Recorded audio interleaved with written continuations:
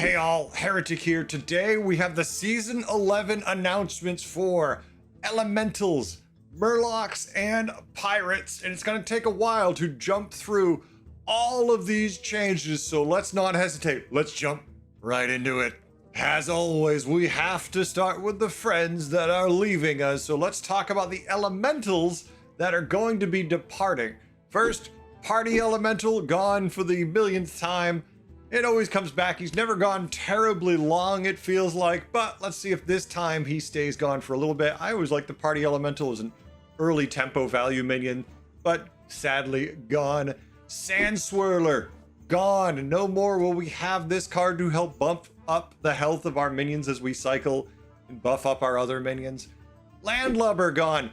Again, talk about a minion that can't decide if it wants to stay in the game or not. This poor thing just doesn't know what to do with itself. But for now, it's going to have some time to think about it because we don't need it in the battlegrounds. Glowing Cinder, gone. Once again, another minion designed for buffing. Your buffing minions no longer going to be with us, so you're catching a theme happening here with the departures. Amplifying Light Spawn, gone. No more, we're an early triple into this, and then you find a Drakari mean a billion trillion stats for your elementals, so we don't have to worry about that one anymore. Dancing Barnstormer, gone. Where are our stats going? How will our elementals grow? We're not gonna know what to do with ourselves. Gentle Jin, gone. My favorite. Honestly, this is one of my favorite elementals. I like, no matter what I'm playing, cycling this thing. I'm kind of sad to see this one gone. Localar, gone. We just got used to Localar. Everyone's figured him out. He's starting to do his thing, and he's now gone. And finally, Unleashed Mana Surge, gone. No longer will you be mass buffing your elemental boards in the way we've been doing it lately. Trust me, something tells me just a little bit we're gonna get back to buffing elementals, but it's gonna be in a different style than we've been doing it recently. I haven't necessarily hated this one. The problem with this one is it snowballs pretty bad, but wait for it. Maybe we'll find another way to snowball our stats in a moment. All right, now it is time for us to talk about the elementals that are coming back, exactly like they used to be, for better and for worse. Are you ready? Let's start with tier 2, 3, 4, the Snowballer. When you sell this, give your minions +1 health, improve your future ballers. So if you weren't around for these last time, basically every time you play a baller type minion, it will permanently increase all the other baller buffs, and it snowballs, pardon the pun, quickly out of control, especially if you get to cycle a lot of them. Popular builds with this would involve staying on tier 2 and cycling a million of these things, or perhaps staying on tier 4 to cycle a certain spell that may or may not be back. Next, we have the tier 2 Fireballer. This 4/3 is when you sell this, give your minions +1 attack, improve your future ballers. And you've got it, same as the Snowballer, but this time they're buffing attack. Next up, a tier 4 spell that costs 4 gold, Temperature Shift. Get a Fireballer and a Snowballer. Yeah, you just keep cycling ballers, they buff all your minions, and if you can cycle, say, 50, 100 of these things, which is a lot, you get a big reward in the form of a ton of stats as you're doing it. Basically, cycle as many ballers as you can, have fun. Next, we have Icaron the Protector, a 3/1 elemental, Divine Shield. Whenever you play an elemental, give it Divine Shield until next time. Obviously, this one's pretty powerful, but it's only so powerful because it's until next turn you give them Divine Shield. Unless you golden Icaron the Protector, and then the Divine Shields are just permanent. And yes, this will count for, say, wait, is the Magnetic Elemental here still? And yes, this would count, for instance, say you were playing a technical elemental on one of your other elementals, and now it would have permanent Divine Shield if the Icaron was gold. So yeah, you could definitely golden your entire board with this thing permanently. It is very disgusting. Enjoy elementals. Next, a big comeback, tier 4, 2/2 elemental, Tavern Tempest, Battlecry, get a random elemental. You got it. You like to cycle elementals? Cycle Tavern Tempest. Maybe get a brand. Maybe cycle a lot of elementals. At tier 5, we have the Carbonic Copy. This 6/7 elemental reads start of combat, summon a copy of this. Can you put 1,000,000,000 stats on this thing? How would you like to have 2 of them? Did you triple it? How'd you like to have 3 of them? Yep, you can stack stats and print a lot of additional minions. Definitely good for focusing your stuff on one giant minion and then splitting copies of it off. Finally, at tier 6, we have the return of the Ultraviolet Ascendant. This 6/3 has start of combat, give your other elementals +2/+1 upgrades after you play an elemental. And yeah, basically get Ultraviolet on board, cycle 1,000,000 elementals, have a bunch of stats, profit. Are they permanent stats? No. Does that matter as long as you keep the Ultraviolet? Also, no. You can just keep making biggins, have fun. There are lots of shenanigans you can pull off with this thing. This one was quite powerful when it was in last time, and I don't expect that to change, but we'll see based on the other things we have coming. Now for the returning but changed slightly minions, we have just one, the ever-present threat that he is, the all-powerful Elemental Lord that is tier 5, 4/4 neutral, Nomi Kitchen Nightmare. I feel like somewhere someone's cheering. I can hear it from right where I am. They're like, yes! And I'm like, ah, because here's why. He's tier 5. After you play an elemental, give elementals in the tavern +2/+2 this game. Now, the issue with him when he was tier 5 is you often got him too late to actually do anything with him and make your elementals big enough. Now, hopefully, in this new reduced power meta, this works. But my assumption is, because it's usually the case with Nomi, that tier 5 is too late to make Nomi anything but a trap. At tier 4, you got a shot. At tier 5, unless you can get a lot of elementals, say 2 or 3 in the shop with him, or when you triple into him, kind of a dead card. He's a 4/4 at tier 5 who does nothing for your board until you cycle elementals. So if you triple into this and you're at 16 health and there's no elementals in the shop and you're like, yay, you're probably just going dead. If you have a shop full of elementals and you're like 30 plus health, all right, you got a shot. We'll see. I don't have a whole lot of faith in Nomi at tier 5 the way they're working. But maybe with the new reduced power level, this will fit and not just be as a kitchen nightmare. All right, now for some elementals that are currently in the game but are going to be changing. We're going to start with tier 2. Crackling Cyclone becomes a 4/1. It is simply a reduction in attack by 1. Still perfectly fine for tier 2. Still does the job. If you liked it before, you're still going to like it now. The 1 attack matters, but only so much. At tier 3, Technical Element was already announced, but now going to be a 5/6. Magnetic can be magnetized to both mechs and elementals. It is currently in the game, it is changing, so I put it in here to be a completionist thing, even if it's already been announced earlier. Meteorite Crasher is now going to be a tier 3 2/4 elemental. After you sell an elemental, gain +2/+2, and I like this a lot more at tier 3 than I do at 4.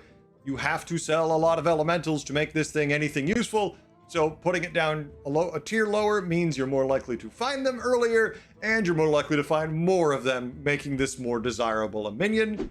And finally, for the changing minions, we have the Windfall Tornado. It's now going to be a tier 5 4/4. When you sell this, discover an elemental and give it this minion's stats. Basically, exactly the same. The only difference is now instead of being on tier 4, it's on tier 5. Obviously, tier 4 is better for all of us playing elementals. And I'm assuming they did some testing, and when testing it with this particular minion at that tier, with the new form of elementals, it was too much. We will see. All right, it's time to get into the new elementals we're going to be dealing with. All the fun stuff. Let's jump in. First, we're going to start with tier 3, 2 gold, a spell, Mounting Avalanche. Now, this one is sell a friendly minion, then choose an elemental to give its stats to. So you've buffed up an elemental a whole lot. You have to get rid of it. Now with this spell, you could target that minion and give its stats to another minion of your choice. That's pretty damn good. You don't have to waste those stats anymore. You don't have to spit them and wonder where it's going to land. You can just put them where you need them. Stepping up to tier 4, we have the Fellblaze Leader. This tier 4 4/5 elemental demon was already announced, but still worth mentioning. Rally, give minions in the tavern +2/+2 this game. Once again, you can buff everything regardless of what you're playing. You're not locked into elementals. It works with a lot of different builds. so certainly has a nice place in other tribes. With elementals, we'll see. Obviously, it's not a horrible stat line at 4-5. You get it early enough, it will buff that shop a good bit. We'll play some games and get a feel for it. Vine Climber is a tier 4 6/6. After you play an elemental, give it +2 improved by each minion you've played this turn. Now, I don't know what it increases to, if it's goes up 1 or if it goes up 2. I would assume it goes up 2, at least until they nerf it after you've played too many elementals and they realize they're out of control. But initially, this is going to scale relatively quick while playing elementals if you discover any decent number of elementals. Obviously, if you only find 1 or 2, it's hot garbage. If you cycle 5, 10, it's going to get pretty nutty pretty fast. We will see, but this one looks to be decent, and the 6/6 stat line to start does not hurt at all, even as an early triple. Lantern Lava is a 4/4 elemental that is very interesting and will make you have to really focus on what you're doing. Get a plain copy of the first elemental you sell each turn, except Lantern Lava. Now, the reason for that is you could quickly print triples with this kind of shenanigans, and we don't want you just to have a board of Lantern Lavas printing and printing and printing. It wouldn't work to the great degree considering it's not giving you that much value, but it would start to suck for your opponents pretty fast. There's definitely some problems with the potential of that, depending how many of these things you can find early. But that being said, it is an interesting minion, and considering some of the synergy we have for selling elementals and whatnot, it certainly can work together with those. Will it be good? That's a good question. I think this one has a lot of potential. We'll see. Finally, at tier 6, we have 6/5 elemental Avalanche Caller. At the end of your turn, get a mounting avalanche. End of turn effect works with Drakari, so we can print more of these. This is going to allow you to sell elementals and keep the stats. And if you can start printing a lot of these, ouch, this is going to be disgusting depending how big your board can get. If you've got a Nomi that's going and you start avalanche calling them, that's going to get really big, really fast, and kind of suck for your opponents. Hopefully there's a lot of venom floating around because it's going to get chunky really quick. And I know we're talking about a reduced power level, but when you see something like that with Nomi, it certainly can hurt, and maybe it makes some sense why Nomi's going to be at tier 5. Still not sure it's going to work, though. Still feels too late for the Nomi. With this, we'll see. We'll get some games. There's certainly some potential with some of these cards, though, and how they can interact, and we're going to have to play some games to really get a feel for it. But that's elementals. What do you think? Do you think elementals are at least intriguing? I don't know if they're strong, but they're certainly interesting. I think they're going to be good. I think they are going to be strong in the end, but they might require a little tweaking, but that's probably true of every tribe. Let's get to the next. It's time to talk all things Murlocs. Yes, if you like flip-flopping, if you like going from one thing to another every season, you're going to love where Murlocs are going because it's time to flippity-flop to something else again. Let's talk about the Murlocs that are leaving. Now, we're going to open with the Bubble Gunner. You know this thing, you love this thing, or you hate this thing. Every time you play it, it rolls Taunt or Stealth. Never rolls Reborn, Divine Shield, or hell, even Venom. Sometimes it does, but you only remember the times where it rolls the bad thing, let's be honest. Tad is gone, and I love Tad. I'm a little sad to see Tad gone. It's a great cycle card, good for economy, and might give you a good Murloc. Not any longer. Reckless Cliff Diver, gone. Another interesting card. Sometimes I really love this card, and other times it was utter trash and I would ignore it completely. Really depends on the type of board you were going for and where you were at with your development. But it was always a decent card if you played a few battle cries. Will be missed. Gormling Gourmet, gone. Oh, are you tired of Murloc spell shenanigans? Then you're in luck, because this is a major blow to that. Hey, Duos players, you gotta change. The Ocean Floor Rummager, gone.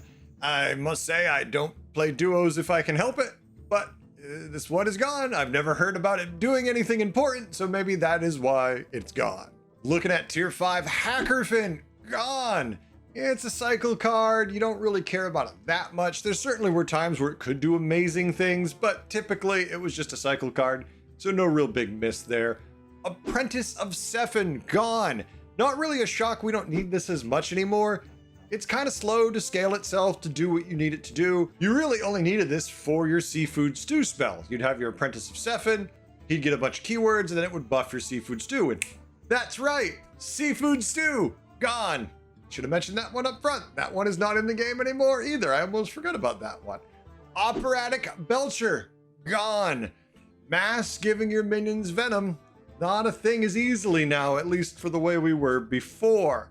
And finally, at tier 6, Mercbrine Expeditioner, gone. No more will you buff the minion in your hand the way we were to the moon and just laugh and murder your opponent. With Seafood Stew being gone, it kind of makes some sense too. That really takes a lot of the fuel out of Mercbrine. He was not going to scale nearly as fast without that. So we will say goodbye to our spell buffing Murlocs for the most part. All right, let's talk about the Murlocs that are in the game currently but are coming back slightly different this season. First, we're going to have Sholfin Mystic. Now is going to be a tier 3 4/4. When you sell this, your tavern spells that give stats grant an extra +1/+1 this game. So tier 3 instead of tier 4. We're going to be looking at a 1/1 buff instead of a 2/1 buff. So what does this mean for the Sholfin Mystic? Well, it's a lower tier. It gives a little less buff, but there's a lot more of them in the pool. But the primary spell we were using was Seafood Stew, and that is now gone. So will this be good? I think so, because we're still going to find more of these, and you can still cast other spells. Because these are on tier 3, you could cycle a lot more, I feel, potentially. But we'll see how it plays out in the end. Maybe it won't be so bad, but something tells me you're going to know when you find someone who's found like 6 or 7 of these early, because all their spells are just going to give a decent buff to their board while you're sitting there just trying to get by. Baskill got a little bit of a change. It is now tier 4 6/2 Death Rattle summon, the highest health Murloc from your hand for this combat only, and that just is 1 tier higher and 1 more attack. So there's less of them, which is annoying. They're going to be harder to find, but still operates functionally the same. Bream Counter got a little bit of a nerf too. They are now tier 4 4/4. Well, this is in your hand after you play a Murloc, gain +3/+3. That is a 1/1 reduction from what it gained before. Otherwise, still the same. It's annoying, but that's about it. Just kind of goes in line with how they're changing the stats on everything. Finally, Murky, tier 6 4/4 Battlecry. Give a friendly Murloc +4/+4 for each one you control. Goes from being a 6/6 buff to a 4/4 buff. Otherwise, the same damn thing. It is a big reduction overall, but still does the job. All right, we've had so many Murlocs change and depart. Now it's time to talk about the new ones. And yeah, there's quite a few, so buckle up. Here we go. We're starting at tier 1, the 2/1 Murloc River Skipper. When you sell this, get a random tier 1 minion. That's pretty damn good, if anything, just for cycling cards, right? No matter what you're playing. Cycle this thing on the board. When you need it, sell it, immediately get something. Talk about your 3-on-3 value, right? Turn 3, you're looking at the shop, there's nothing you want. Sell this, tier to 3, and then immediately play your other minions. You're gonna have something on the board. This is gonna be definitely something that enables 3-on-3 a lot. Next, we have tier 2 Canopy Swinger. This 3/4 Murloc Battlecry. Give your other Murlocs +2 attack. Not bad. I mean, obviously they've got to be on the board. It's something you don't want to cycle late in the game, but it's decent early, and it's a 3/4 stat line already. Now, it's not going to buff itself, so you're not going to have a 5/4 on the board, but if you have any other Murlocs, not too bad value there. Hot Springer is a tier 3 5/4 Murloc Battlecry. Give your other Murlocs +3 health. Want your Murlocs to stick around a little bit more? There you go. +3 health across the board is not bad. It's got a 5/4 stat line, which is really nice. Certainly should do the job. Next at tier 4, we have the Flotsam Flinger, and this is a 3/6 Murloc that reads, at the end of your turn, trigger the battle cries of your minions from tier 3 or below. And I have a lot of questions for this. There is a lot of potential issues, I feel like, with this. In the early game, if you get this early enough, if you have, say, a Hot Springer, what if you tripled somehow a Hot Springer into this thing and you're just like, yeah, okay, we're good. Like, damn, you could just give yourself so much health, attack, you name it. And it's not just Murlocs. It's battle cries from your minions. It's not even just like 1 or 2 or a random one. It's all your other minions. Now, you're not gonna have that many battle cries typically, but if you do, that can be a lot of money, a lot of tempo. It feels really good for tier 4 for what it's doing. I know it's tier 3 and lower, but depending what battle cries you have on your board, When you see this in the shop, you instantly know if this is good, even for just a turn. Do I think this is going to be on the end of your game on your board? No. The end of your game, this is going to be long gone. But in that middle part of the game, this with the right battle cries, I feel like can be utterly game breaking. Hey, duos players, we got the tier 3, 3-4 bottom feeder. At the end of your turn, you and your teammate each get a random tier 1 card. Not broken, not insanely powerful, but decent stats and economy. Certainly doesn't hurt. It's giving you and your teammate a random one, so nothing wrong with that at all. This has some fun potential. It'll never be on your board late, but economy in the mid game, this is big for. Next, we have the Cold Light Diver. This tier 3 4-1 Murloc, Battlecry and Death Rattle get a random tier 1 tavern spell. I mean, it's not insane. It's a 4-1 stat line, which isn't great, but it's going to give you at the very least a spell. If it's actually on your board for the combat, it's going to give you 2 spells. So if you have any spell-based things, this is a good card to just end on because you know you're going to get another tavern spell. So it certainly has some potential and decent use case. Is it broken? No, it's a tier 3 minion. It's kind of random. It's just going to give you a tier 1 spell, which is in no way powerful, but it definitely isn't bad for tier 3. Bile Spitter is a tier 5 110 Murloc Venomous. Rally, give another friendly Murloc Venomous. Not bad. It's going to swing and give another Murloc Venom, and then it's going to kill whatever it hits, assuming it doesn't have a Divine Shield. Certainly nothing wrong with that. This one isn't nearly as problematic as other minions we've had that with Venom in the past, because it has to swing to give its value. It does start with 10 health, which is pretty good right off the bat. We'll see how it plays out. It's certainly not as good as, say, the Belcher, but it can do the job. Next up at tier 5, we have the Magic Fin Mycologist. This 2/8 Murloc is once per turn after you buy a tavern spell. Get a 1/1 Murloc and teach it that spell. And newsflash, I don't have the art for the 1/1, but I have confirmed from the devs that it's a battle cry. So it does work with Bran, that spell, when you play that 1/1 Murloc to get it. So depending what that spell is, disgusting. This one is going to be very interesting and I think relatively powerful. We'll see how it plays out. Finally, at tier 6, we have the Primitive Painter 3/8 Murloc. After you play a card from tier 3 or below, give your Murlocs +1/+1. So basically, cycle low tier cards, buff all your Murlocs. Not insane, definitely something we're gonna have to play and see how it works out, right? It doesn't sound crazy, but there's a lot of low tier minions, and if you start cycling them, you can start buffing your Murlocs decently across the board, depending what's in the shop. It'll be fun and different from how we've been playing Murlocs at least, so I'm at least interested to give it a try. So what do you think about Murlocs? Are you excited? Do you think they sound interesting? Are you just like, they're kind of trickier now. Like they're not as, we can do everything and we do it better than everybody else. Now they kind of do weird little tricky things, and I kind of like the low tier end of it and seeing how that works out. The Magic Fin scares me a bit, that being a battle cry that you can get for spells every turn. We already like Bran in our Murloc boards. This is definitely not going to change that.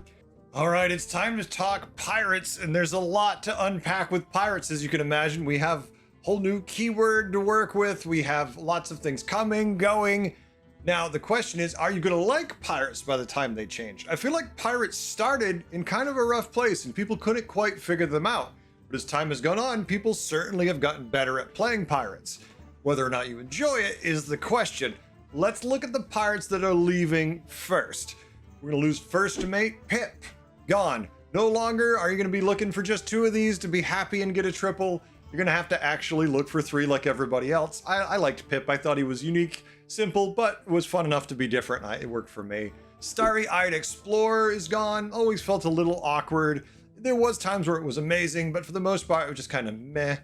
Landlubber never really was big in pirate builds anyways, so no care there. Doubloon Grifter gone. This was the card that made or break your pirate boards often, because did you find it early? Did you golden it? You win. Did you not? Oh, I'm sorry, you had no chance. You really did kind of need to find Doubloon Grifter to get enough economy to cycle your pirates enough to have a chance to win. Gritty Headhunter gone. And I loved this thing. I thought Headhunter was fun. You get a brand, you just start cycling pirates. You could really greedily keep rolling because eventually you're just going to steal another pirate out of the shop. It really was fun. Dual-wield Corsair, not a bad pirate, gave decent stats around. Was it exciting? No, but it did the job. Spellbound Seafarer. I feel like this poor card never really caught on this season.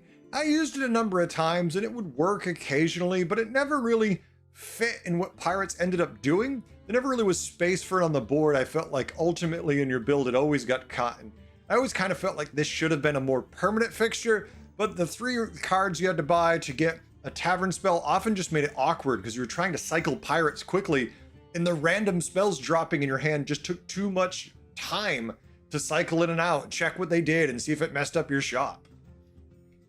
Now, Coast Guard, on the other hand, fit perfectly if you like to cycle pirates. Sell this thing, get a pirate, get a whole shop full of pirates, cycle, just have fun.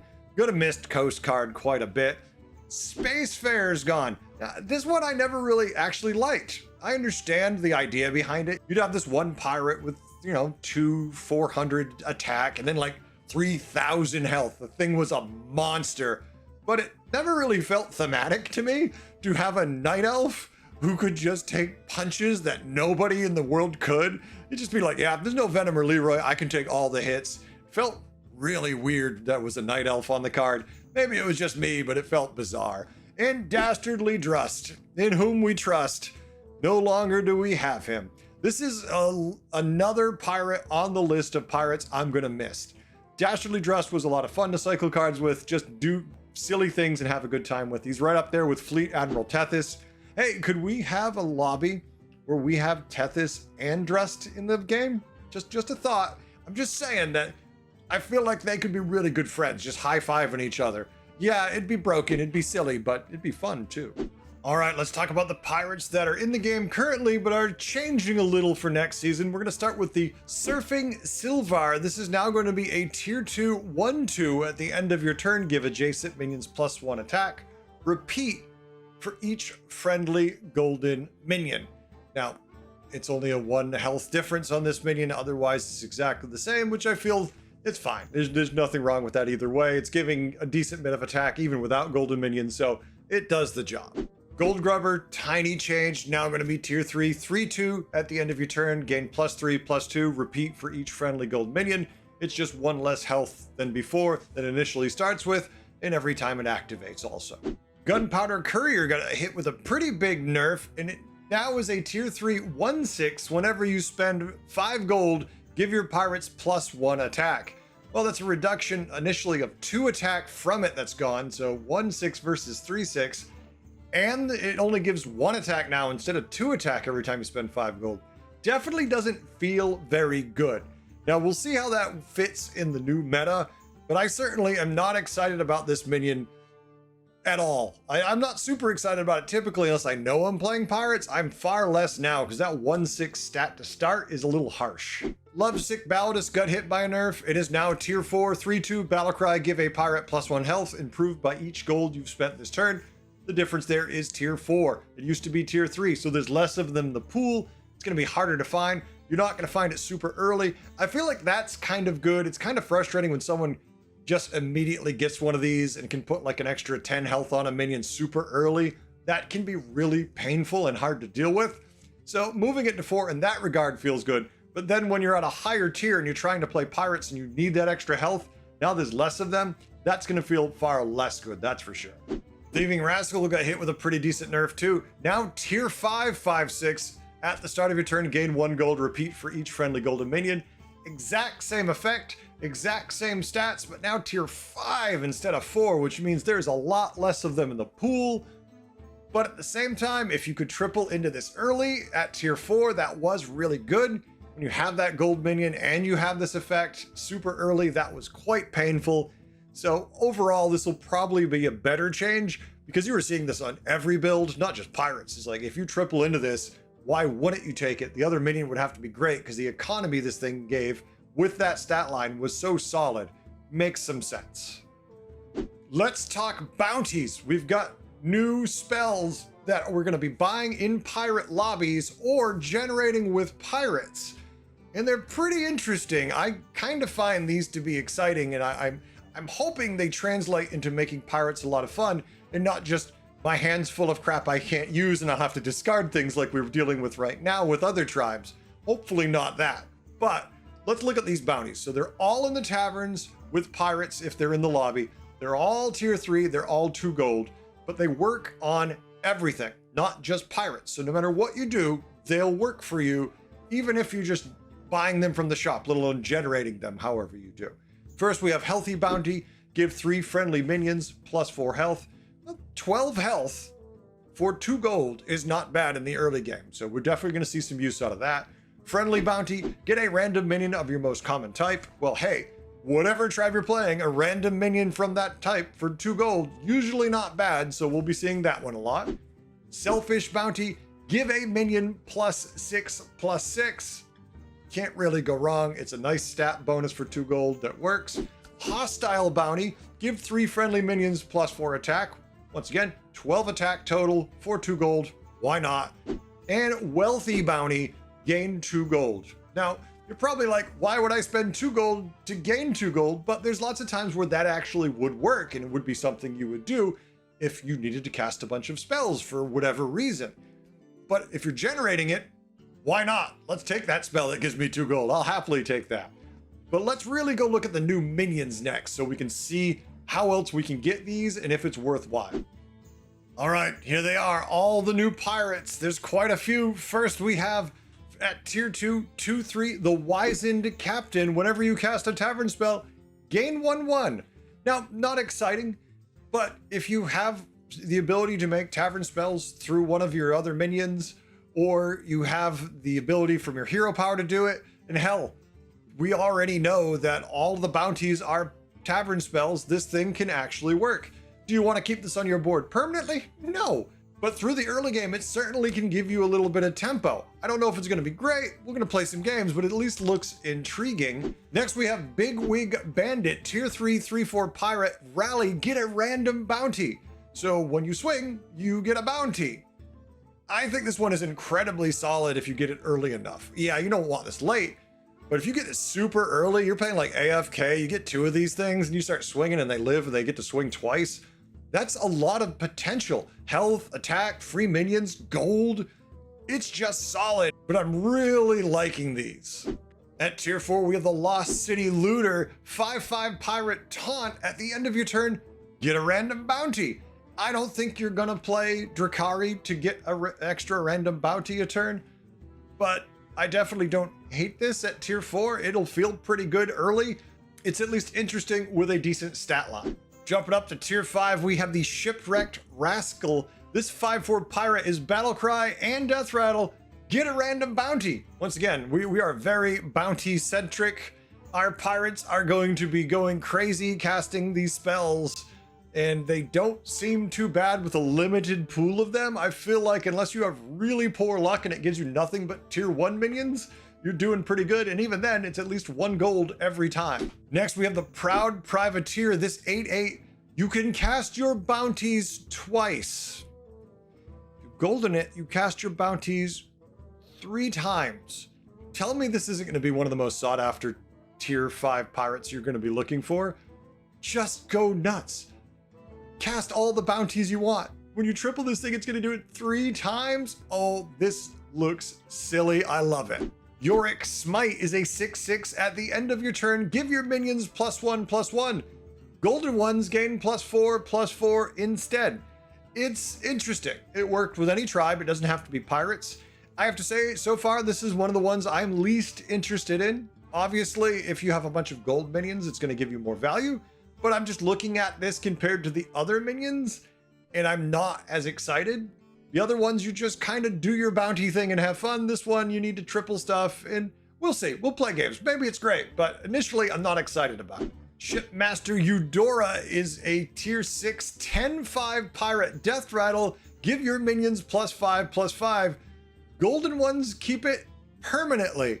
I don't initially love this one. Yeah, there's lots of ways we could trigger Death Rattles a lot, and potentially this could be very good early. Maybe you don't actually play this with pirates to really get the value out of it. We'll see. I'm looking at it, and it's probably got the usual shenanigans of doubling those Death Rattles and making them kind of nutty early. But I feel like the other things just seem more fun. but ultimately this one will be pretty effective because it's just raw stats to be dumping on your board. We'll see if the 5/5 is enough in the current meta that we're looking at with supposedly less power. Finally, we have Sky Admiral Rogers. This tier 6 4/5 pirate is whenever you spend 9 gold, get a random bounty. Since most bounties can give you economy, value, I feel like you could get definitely some use out of this. Will it be good? Well, it depends. Do you have that tier 5 one that lets you cast bounties twice or 3 times when it's gold? If you do, this is insane. If you don't, it's still not bad, but you'll have to make enough gold to actually get the value out of it, and that's where it gets questionable. I'll say the tier 6s don't excite me as much as the tier 5 that doubles my bounties. I feel like if we're generating enough bounties, that one's moving to tier 6. I feel like it at tier 5 might be ambitious. It might be just overtly ambitious and be a problem. But that's it. That's Pirates. What do you think? Are you excited? Do you think the bounty system with this particular slew of minions, balanced the way they are, sounds good? Or do you feel like there's going to be problems or it's not good enough? Maybe it's just insanely overpowered. I'm curious what you think. That's it. That's everything we've got for season 11. Tell me what you think in the comments below. Please, I'd want to hear. Of course, like and subscribe, all that stuff. It helps the channel. But mostly comment, because I want to know what you think about the season and what you've heard. On Friday, I believe it's about noon p.m. Eastern time, we're going to have the live creator early access event where I and other content creators will be playing and dealing with all the new stuff where we have no real idea what we're doing, just some theories going into it. It should be a lot of fun. We're going to be learning everything, so we're all going to kind of be like, well, we've read the cards, but the in play is a little different from the in theory. We're going to give it a shot and see what we can do with it. So come watch, come hang out. We'll be doing that, I believe, till 6 p.m. Eastern time. So we'll be there the entire time doing all that good stuff, enjoying it. I hope you had fun. I hope you had a good time, and I hope you learned a few things. Thank you for watching. I'll catch you next time. Until then, have a good one. Later.